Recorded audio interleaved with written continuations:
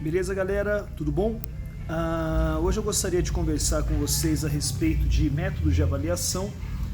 Eu sei que é um tema às vezes um pouco batido para muitos de vocês, entretanto percebo que algumas pessoas que estão iniciando o processo de emagrecimento, principalmente o público feminino, tendem a ter algumas confusões quanto a isso.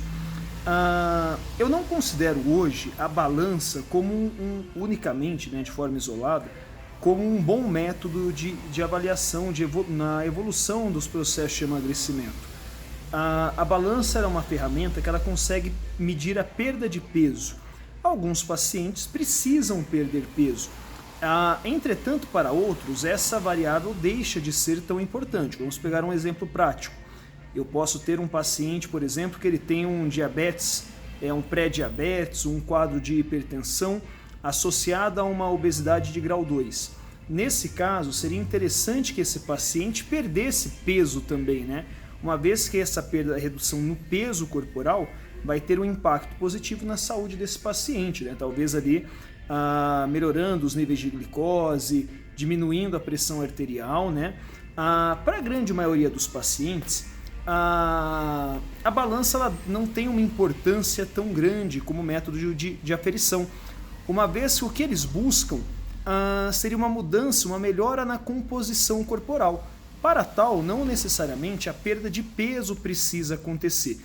Então não faz sentido, por exemplo, você buscar uma melhor estética, buscar uma melhora na composição corporal e usar a balança como ferramenta para avaliação. Seria como eu quisesse medir, por exemplo, a velocidade que meu carro alcança e usar um termômetro.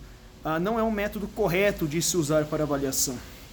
Ou então, o contrário, Eu quero medir a temperatura da água, por exemplo, e para tal eu uso um velocímetro, Então não faz sentido, não é o método correto a ser empregado.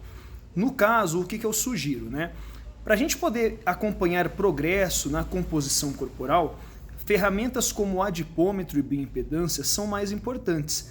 Mesmo elas ainda podem trazer alguns erros de interpretação e de avaliação. Vamos pegar um exemplo. Às vezes associamos o percentual de gordura necessariamente a uma pessoa ser mais ou menos definida. Isso também pode dar errado. Eu posso ter uma pessoa, por exemplo, que ela tem 14% de gordura corporal numa aferição realizada com adipômetro e ela parecer estar mais definida do que uma pessoa que tem 12%, dependendo de onde essa gordura está distribuída. Vamos dando aí como exemplo, se a pessoa com 14 tem uma gordura um pouco mais distribuída e o rapaz com 12 tem uma gordura mais localizada no abdômen, a impressão que vai dar quando você vê os dois indivíduos, por exemplo, sem camiseta, é que o indivíduo que tem 12 está um pouco mais gordo do que o indivíduo que tem 14. A bioimpedância também é um método interessante, apresenta muitas características, muitos detalhes no momento da avaliação. Porém, para a gente poder aferir melhora de composição corporal, eu não descartaria ferramentas como o próprio espelho e as fotos, pois através disso nós conseguimos fazer uma leitura subjetiva de uma melhora ou não de um físico, certo?